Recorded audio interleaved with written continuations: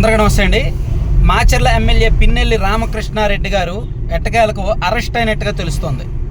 ఆయన్ను అంటే యాక్చువల్ ఆయన విదేశాలకు వెళ్ళిపోవాలనుకున్నారంట. విదేశాలకు వెళ్ళిపోయి ఒకవేళ వైసీపీ ప్రభుత్వం వస్తే తను సేఫ్గా ఉంటానో అప్పుడు తిరిగి రావచ్చు, తను గెలిచి వైసీపీ ప్రభుత్వం వస్తే తను సేఫ్ అప్పుడు తిరిగి రావచ్చు, లేదు ఒకవేళ వైసీపీ ప్రభుత్వం రాకపోతే కనుక ఇప్పుడు అప్పుడే రాకూడదు అనే ఆ ఉద్దేశంతోనేమో బహుశా విదేశాలకు వెళ్ళిపోవాలని ప్రయత్నాలు చేసినట్టుగా పోలీసులు కూడా భావించి ఎక్కడికక్కడ ఎయిర్పోర్ట్లని అలర్ట్ చేశారు, అలాగే లుక్అవుట్ నోటీసులు జారీ చేశారు.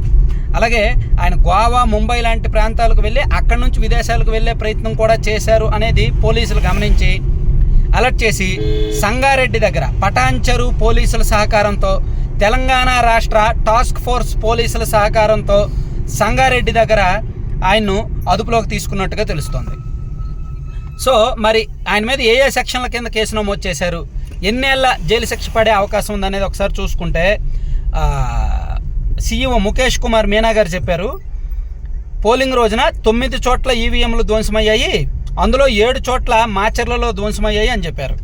ఈవీఎంలు ధ్వంసం చేశారు, ఘటనలన్నీ వెబ్కాస్టింగ్ ద్వారా పరిశీలించాము, ఈవీఎం ధ్వంసం చేసిన డేటా భద్రంగా ఉంది, దీంతో కొత్త ఈవీఎంలో పోలింగ్ కొనసాగించాము. సో ఎక్కడెక్కడైతే ఈవీఎంలు ధ్వంసం చేశారో ఆ డేటా అంతా మా దగ్గర భద్రంగానే ఉంది అని చెప్పారు.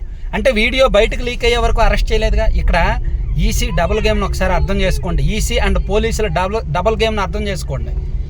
వీడియో బయటకు లీక్ అయ్యే వరకు వీళ్ళు అరెస్ట్ చేయలే, ఇంత సీరియస్ కేసు కట్లా. ఈవీఎంలు ధ్వంసం చేసింది మే 13వ తేదీ. ఆ రోజు ధ్వంసం జరిగితే ఆ రోజే సీఈఓ గారికి తెలియాలి, ముఖేష్ కుమార్ మీనా గారికి తెలియాలి కదా. మరి ఆ రోజు ఎందుకు ఇంత టైట్ చేయలేదు? వీడియోస్ ఎప్పుడైతే బయటకు వచ్చాయో అమ్మో ప్రపంచానికి మొత్తానికి తెలిసిపోయింది, ఇప్పుడు దాయకూడదు అని ఇంత హడావుడిగా అలర్ట్ అయ్యి అరెస్ట్ చేశారనమాట. సో ఘటనకు సంబంధించి సిట్ పోలీసులు అన్ని వివరాలను అందించారు.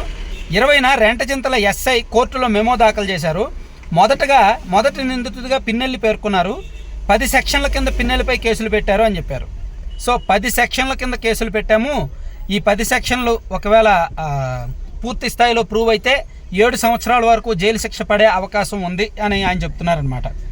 ఈ 10 సెక్షన్లు ఏంటంటే 143, 147 ఐపీసీ, 143, 147, 448, 427, 353, 452, 120B, ఆర్పీ చట్టం 131 అండ్ 135 సెక్షన్ల కింద కేసు నమోదయ్యారు.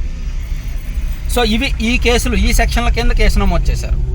ఒకవేళ కోర్టులో ఈ సెక్షన్లు ప్రూవ్ అయితే ఆయనకు 7 ఏళ్ల జైలు శిక్ష పడే అవకాశం ఉంది. Point number 1. ఇంకొకటి, ఈసీ ఎన్నికల సందర్భంగా ఈ కేసులు నమోదయ్యాయి కాబట్టి ఈసీ కనుక సీరియస్గా తీసుకుంటే, ఈ కేసుల్ని సీరియస్గా పరిగణిస్తే ఆయన భవిష్యత్తులో మళ్ళీ పోటీ చేయకుండా ఉత్తర్వులు ఇవ్వచ్చు ఈ కేసులను పరిగణలోకి తీసుకొని, లేదా ఆయన అభ్యర్థిత్వాన్నే రద్దు చేయొచ్చు. మేబీ ఈసీ అంత సీరియస్గా ఉంటుందని మనం అనుకోలేములే కానీ. సో ఓవరాల్గా ఈరోజు మొత్తం పిన్నెల్లి రామకృష్ణారెడ్డి గారి విషయంలో ఒక పెద్ద డ్రామా నడిచింది. ఈ డ్రామా అంతా అంటే ఆయన భయపడ్డారు. ఎందుకు భయపడ్డారు? బాహ్య ప్రపంచానికి తన అరాచకం తెలిసిపోయింది.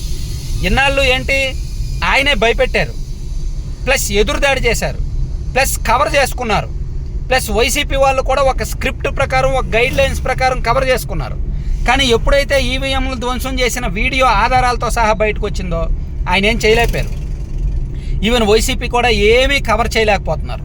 మామూలుగా ప్రతిదీ ఒక గైడ్ లైన్ ప్రకారం, ఒక స్క్రిప్ట్ ప్రకారం కవర్ చేస్తారు, కానీ ఈ అంశాన్ని కవర్ చేసుకోలేక అడ్డంగా దొరికిపోయారనమాట. సో ఇప్పటికీ సాక్షిలో రాస్తారు పచ్చముఠ అరాచకాలని, పచ్చముఠ అలా చేసింది, పచ్చముఠ ఇలా చేసిందని ఇప్పటికీ సాక్షిలోనో వైసీపీ సోషల్ మీడియాలోనో రాస్తారు కాక. సో ఆంధ్రప్రదేశ్లో ఎన్నికల వ్యవస్థ ప్లస్ అధికార వ్యవస్థ యంత్రాంగం మొత్తం నివ్వెరపోయేలాగా ఒక రకంగా సిగ్గుతో తలదించుకునే ఘటన అది.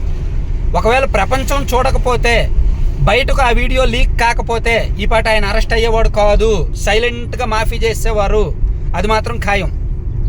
బయటకు వచ్చింది కాబట్టే ఇంత సీరియస్గా పోలీసులు రియాక్ట్ అయ్యారు, వ్యవస్థలు రియాక్ట్ అయ్యాయి, ఈసీ రియాక్ట్ అయింది. అవునంటారా కాదంటారా? మీ ఒపీనియన్ కామెంట్ చేయండి.